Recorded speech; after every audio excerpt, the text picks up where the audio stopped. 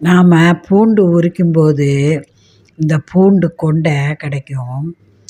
இதை நீங்கள் வேஸ்ட்டுன்னு சொல்லி தூர போடாதீங்க. இதை அப்படியே பருப்பு டப்பா, பயறு டப்பாக்களில் போட்டு வச்சிங்கன்னா புழு பூச்சிகள் வராது, அப்படியே சுத்தமாக இருக்கும். அதே போல் பூண்டு கூட உருளைக்கிழங்கு போட்டு வச்சிங்கன்னா உருளைக்கிழங்கு முளைக்காது. பூண்டு தோலை வேஸ்ட்டுன்னு போடாமல் அதை ஒரு வெள்ளை காகிதத்தில் வச்சு நல்ல பந்து போல் சுருட்டி தீப்பொருத்தி விட்டீங்கன்னா உங்கள் வீட்டில் லட்சுமி கடாட்சம் பெருகும்.